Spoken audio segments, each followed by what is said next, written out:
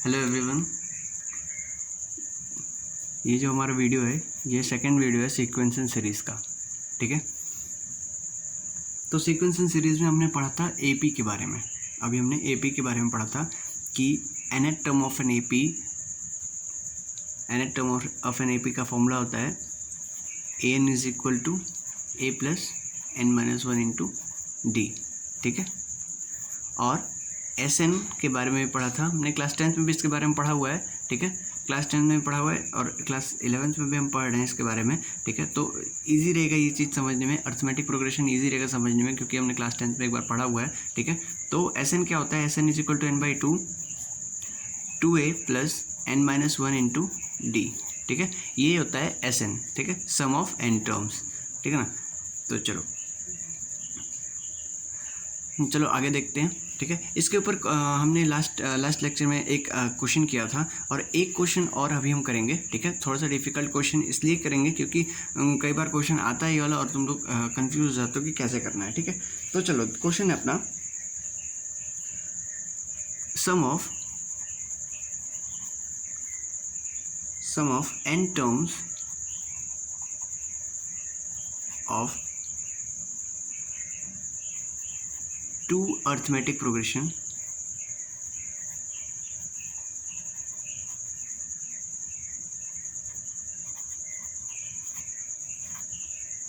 sum of nth term of two arithmetic progression is 3n plus 8 is to 7n plus 15। ठीक है, दो arithmetic progression के nth term का ये ratio है 3n plus 8 और 7n plus 15। ठीक है, फाइंड द रेशियो ऑफ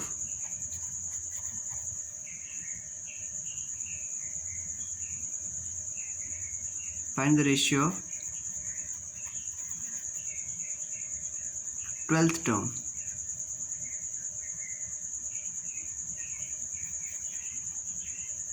ठीक है, तो ट्वेल्थ टर्म के रेशियो निकालेंगे दोनों एपी के। ठीक है, तो समझो इस बात को। क्या कहता है कि S1 इज टू, ठीक है, sum of first AP, sum ही लिख देते हैं, sum of first AP is to sum of second AP is equal to 3n plus 8 is to 7n plus 15। ठीक है, ये हो जाएगा। अच्छी बात है भाई, चलो ये तो हो गया। अब क्या है, सम का हमें फॉर्मूला पता है, अभी हमने देखा है। ठीक है, n/2 2a1 plus n minus one into d1 upon n/2 2a2 plus n minus one d2 is equal to 3n plus 8 upon 7n plus 15।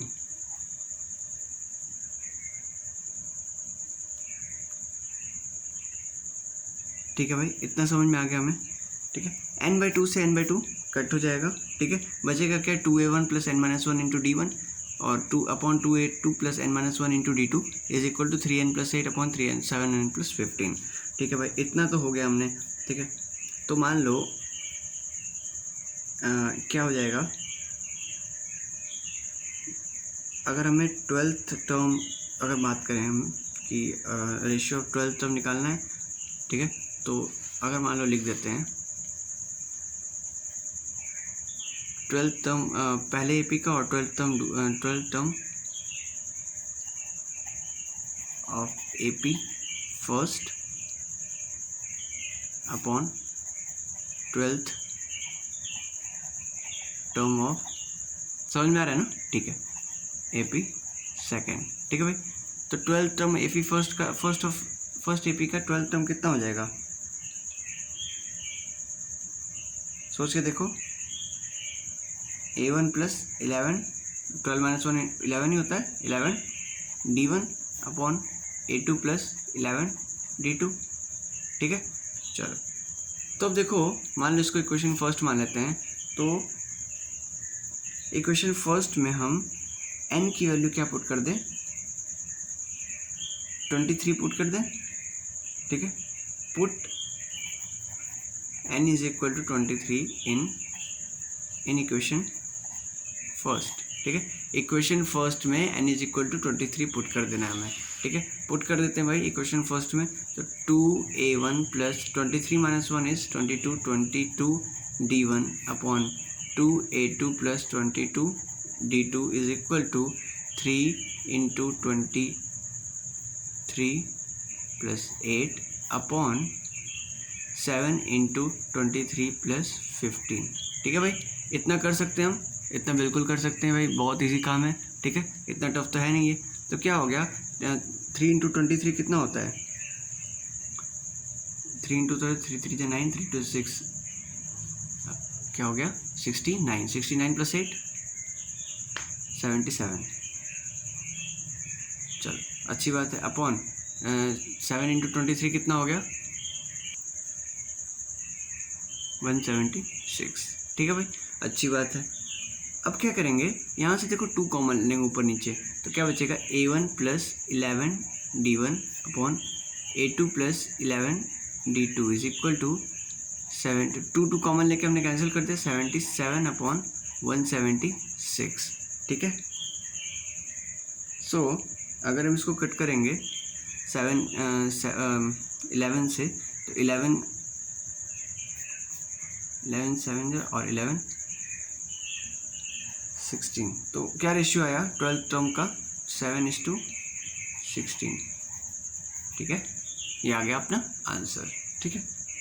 चलो तो नेक्स्ट टर्म जो हम डिस्कस करने जा रहे हैं, नेक्स्ट टॉपिक जो हम डिस्कस करने जा रहे हैं इस लेक्चर में, वो है हमारा अर्थमेटिक मीन, और कोशिश करेंगे कि हम ज्योमेट्रिक प्रोग्रेशन भी इस चैप्टर में, इस टॉपिक में, इस लेक्चर में इंट्रोड्यूस कर दें, ठीक है। तो अर्थमेटिक मीन के बारे में थोड़ा समझते हैं। टॉपिक अपना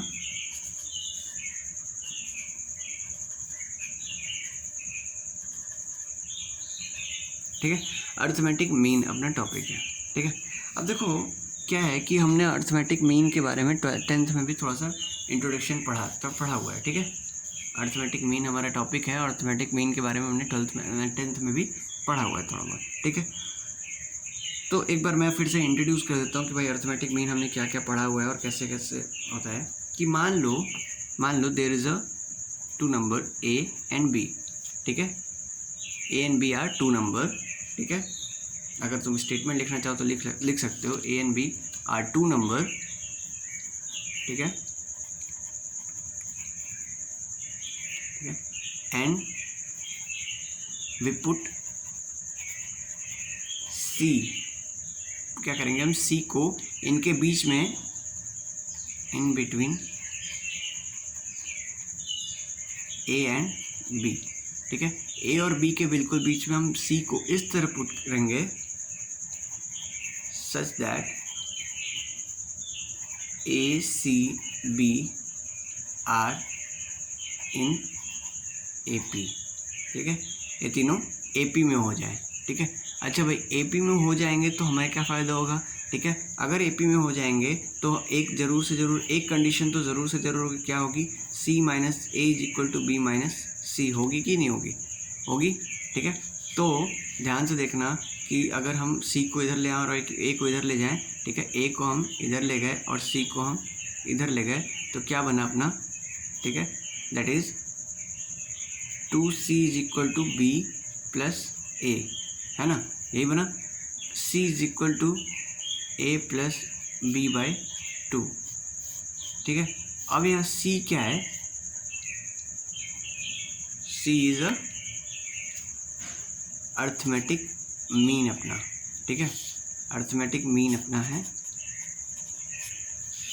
अब देखो यहाँ पे अर्थमेटिक मीन क्या हो गया, C हो गया, ठीक है। और C इज इक्वल टू क्या है, a प्लस बी अपॉन 2। तो किसी भी 2 नंबर के बीच का अर्थमेटिक मीन निकालना हो तो हम क्या करेंगे, दोनों को ऐड करके डिवाइड बाई 2 कर देंगे, तो हमारा अर्थमेटिक मीन निकल के आ जाएगा। सपोज करो कि हम 14 और अर्थमेटिक मीन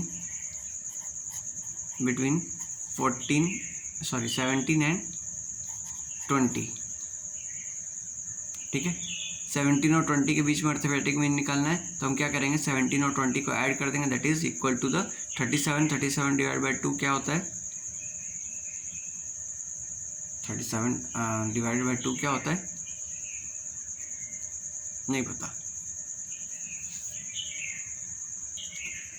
तो देखो भाई क्या होगा, हम क्या करेंगे, 17 प्लस 20 कर देंगे, डिवाइड बाई 2 कर देंगे, ये अर्थमेटिक में निकल के आ जाएगा, that is equal to 37 divide by 2, that is equal to what, that is equal to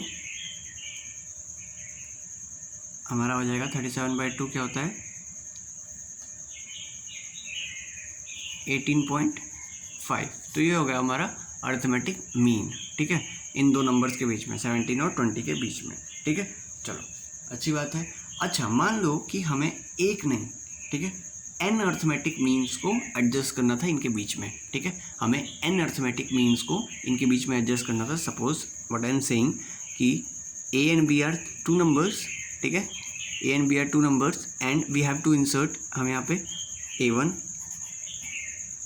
a2 a3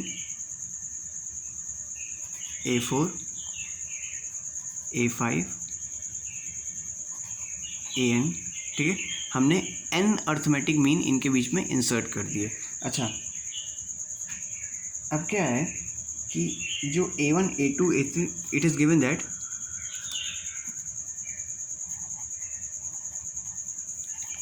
a1 a2 a3 a4 an are in AP, ठीक है, और वो सेम AP में है जैसे A और B में है, ठीक है। तो देखो भाई टोटल कितने टर्म्स हो गए, ये कुल मिला के ये तो कितने टर्म है, ये कैपिटल A1 कैपिटल A2 ये वाले जो टर्म है ये कुल कितने n है, ठीक है। तो अगर ये n टर्म्स, ठीक है, n टर्म्स मिलके, ठीक है, और दो नंबर्स के बीच में इंसर्ट हो रहे हैं, दो नंबर के बीच में, तो टोटल नंबर कितने हो गए, n प्लस 2, ठीक है। तो total number of terms, total number of terms is equal to n plus 2, ठीक है, n प्लस 2। तो b के लिए अगर हमें b का वैल्यू निकालना होगा, b is equal to a plus n plus 2 minus 1 into d. अच्छा डी क्या था, डी तो हमें निकालना है भाई, ठीक है। तो डी इज इक्वल टू, अब यहाँ से डी की वैल्यू निकालेंगे तो b minus a upon n plus 1 is equal to D आ जाएगा, ठीक है। ये आ गया हमारा क्या, डी, ठीक है। चलो अब देखो ये डी की वैल्यू आ गई, तो a1 क्या होता है, a1 is equal to a plus d, ठीक है, is equal to a plus b minus a upon n plus 1, ठीक है। a2 क्या होगा, a2 is equal to a plus 2d is equal to a plus 2b minus a upon n plus 1, ठीक है। a3 क्या हो जाएगा, a3 is equal to a plus 3d is equal to a plus 3b minus a upon n plus 1, ठीक है। इतना समझ में आ गया। अब देखो a1 a2 a3 लिख लिया हमने, an लिखना होगा, अगर an is equal to a plus nd is equal to a plus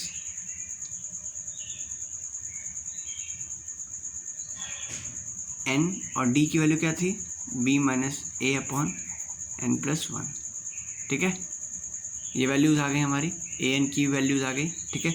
यहाँ पे वैल्यू पुट करते जाएंगे और अपना एल्जेब्रिक जो भी आइडेंटिटी यहाँ पे लगी वो लगा के और इसको सॉल्व करते जाएंगे, तो हमारा एक रिजल्ट आ जाएगा, ठीक है। चलो एक क्वेश्चन ट्राई करते हैं। Suppose you have to do this, that कहता है कि इंसर्ट 6 अर्थमेटिक मीन, या 6 अर्थमेटिक मीन बोलो, नंबर्स बोलो या कुछ भी बोलो, 6 नंबर्स और 6 arithmetic mean between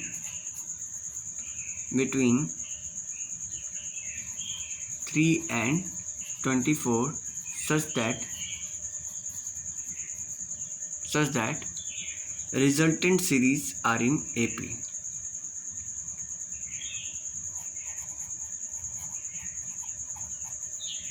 Resultant series is in AP.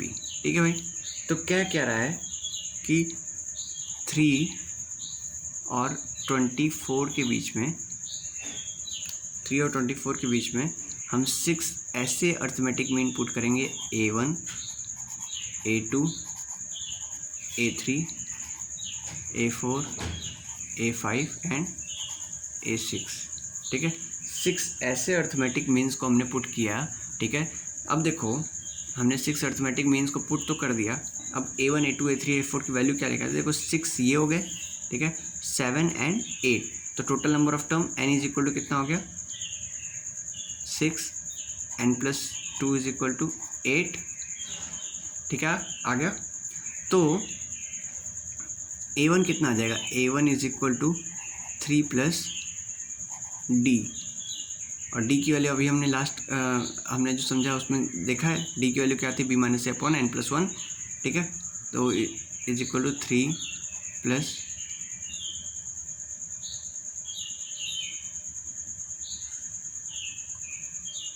B minus a is 24 minus 3, 24 minus 3 is 21, 21 अपॉन n प्लस 1, n प्लस 1 यानी 6 प्लस 1 इज 7। तो अगला टर्म हमारा क्या आ गया, 3 प्लस 3 इज इक्वल टू 6।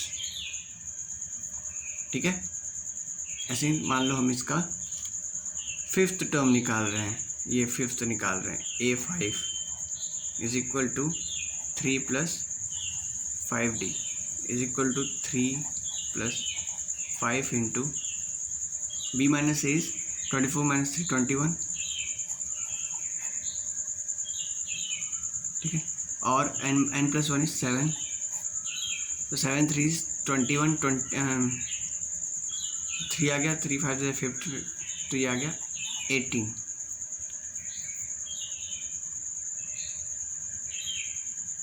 तो ये था हमारा अर्थमेटिक मीन। ठीक है, अर्थमेटिक मीन के बारे में हमें बस इतना ही पढ़ना है। ठीक है, एनसीईआरटी में जितने भी क्वेश्चन हैं तुम सॉल्व करो बैठ के। ठीक है, बहुत आसान क्वेश्चन है, बहुत सिंपल क्वेश्चन है, और एक आध क्वेश्चन हम भी ट्राई करेंगे। ठीक है, ताकि हम क्लास में डिस्कस कर लें उसको।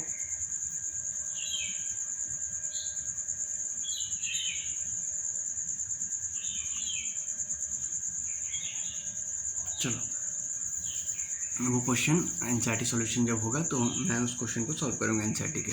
ठीक है, चलो अब हमें क्या पढ़ना है, ज्योमेट्रिक प्रोग्रेशन। ठीक है, नेक्स्ट टॉपिक हम पढ़ने जा रहे हैं।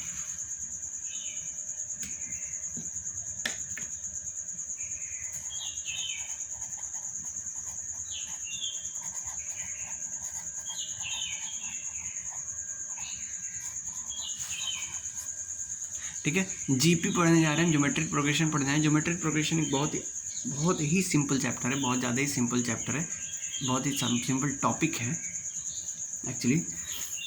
ठीक है, तो ज्योमेट्रिक प्रोग्रेशन में हमने पढ़ना क्या, देखो हमने एपी में क्या पढ़ा था, एपी में हमने पढ़ा था कि एक नंबर होगा, ठीक है, उसमें एक कॉमन नंबर ऐड करते जाओ। ठीक है, हर प्रीवियस नंबर में एक कॉमन नंबर ऐड करते जाओ और अगला टर्म आता जाएगा। ठीक है,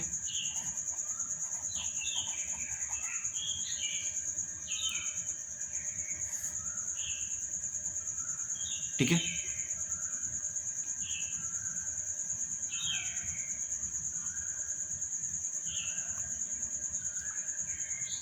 अब देखो हमने देखा था कि इस सीरीज़ में एक कॉमन नंबर ऐड हो रहा है। ठीक है, अब देखो मान लो कि हमें कॉमन नंबर वो जो ऐड नहीं करना है, हम क्या कह रहे हैं कि एक सीरीज़ है A, और हमने एक नंबर मल्टीप्लाई कर दिया, लेट्स से आर, फिर A R into R into R, फिर A R into R into R into R, ठीक है। तो देखो एक एक आर बढ़ते जा रहा है मल्टीप्लिकेशन का। तो देखो फर्स्ट टर्म में एक भी आर नहीं, सेकेंड टर्म में एक आर, जैसे जैसे टर्म बढ़ता जाएगा। देखो सेकेंड टर्म, ठीक है, तो सेकेंड टर्म में एक आर है, यानी कि जो भी हम टर्म लेंगे ना, सेकेंड टर्म ले रहे हैं तो n इज इक्वल टू 2 है, तो जो भी हम टर्म ले रहे हैं, ठीक है, r की वैल्यू, r की पावर यहाँ पे उससे एक कम रहेगी। सपोज करो हम 53rd टर्म ले रहे हैं, ठीक है, 53rd टर्म ले रहे हैं, तो r की वैल्यू 53 से एक कम, यानी कि सॉरी r की वैल्यू नहीं, r की पावर 53 से एक कम, यानी कि 53 -1 इज 52। तो a प्लस 52 इंटू डी, ठीक है, सॉरी 53rd टर्म निकालना है, ये AP का लिख दिया मैंने, ठीक है। GP का लिखना होगा a into r to power, देखो r की पावर 53 से एक कम, यानी कि 52 रख देंगे, ठीक है। तो ये हमारा इसका 53rd टर्म हो जाएगा, a 53 is equal to a r to power 52, ठीक है, ये इसका 53rd टर्म हो जाएगा, ठीक है ना। समझ में आता है? चलो अच्छी बात है इतना अगर समझ गए तो, क्योंकि अब देखो ऐसे ही हम nth टर्म की बात करते हैं, ठीक है। मान लो कि हमें nth टर्म निकालना है, nth टर्म हमें फाइंड करना है, ठीक है। तो nth टर्म भी क्या करेंगे, an क्या हो जाएगा, an is equal to a, ठीक है, फर्स्ट टर्म इनटू r के पावर, ठीक है, r के पावर क्या हो जाएगा, n में से एक कम, यानी n-1, ठीक है ना। ये हमारा हो जाएगा ज्योमेट्रिक प्रोग्रेशन का nth टर्म, ठीक है। लेकिन देखो ज्योमेट्रिक प्रोग्रेशन का nth टर्म तो हमने निकाल लिया, लेकिन ज्योमेट्रिक प्रोग्रेशन एक्चुअल में है क्या ये हम नहीं पता कर पाए, ठीक है। तो ज्योमेट्रिक प्रोग्रेशन का एक खास बात बताता हूँ कि सपोज करो numbers a1, a2, a3, a4, a5 and so on till an are in geometric progression, these are in geometric progression, ठीक है ना। अगर मान लो ये GP में हैं, ठीक है, GP में है, नहीं है तो कोई बात ही नहीं है, लेकिन GP में अगर हैं तो क्या होगा, कंडीशन इसके लिए, कंडीशन देख लो, कंडीशन ये होगा कि a2 upon a1 ratio of to consecutive terms is equal to the ratio of next two consecutive term is equal to a3 upon a2 is equal to a4 upon a3 is equal to a5 upon a4 is equal to till an upon an minus 1, ठीक है। तो ये देखो क्या है कि ये सभी जो हर दो टर्म का जो रेशियो है ना वो क्या है, कांस्टेंट है, इक्वल है, ठीक है। तो that is called common ratio, CR यानी कॉमन रेशियो, ठीक है। CR से रिप्रेजेंट किया हमने, CR is equal to common ratio, ठीक है भाई। अब देखो a2 upon a1 is equal to a3 upon a2 is equal to a4 upon a3 is equal to a5 upon a4, ये कॉमन रेशियो हो गया। दैट इज हम जो यहाँ पे R लिख रहे थे ना, R क्या था, ये कुछ और नहीं था, कॉमन रेशियो था, ठीक है। तो इज इक्वल टू R, ठीक है ना। अच्छा, अच्छी बात है, हमने कॉमन रेशियो समझ लिया कि अगर ये कॉमन रेशियो इक्वल होगा तो these are said to be ना these are said to be ना ज्योमेट्रिक प्रोग्रेशन GP, ठीक है। तो GP का हमने nth टर्म निकालना सीख लिया, GP हम कैसे पता करेंगे कि GP में है कि नहीं वो सीख लिया, ठीक है। तो आओ एक क्वेश्चन करते हैं और उसमें हमें पता करना है कि वो जो नंबर्स हमने लिखे हैं वो GP में हैं या नहीं है, ठीक है। तो देखो कैसे है नंबर, लेट्स से हमारे पास नंबर है 2, 4, 6, 8, 10, 12, 14, 16, ठीक है भाई। तो हमें ये पता करना है कि ये जीपी में है या नहीं है। तो क्या करेंगे, हम इनका रेशियो निकाल लेंगे। 4/2, ठीक है, क्या आता है, 2 आता है। 6/4,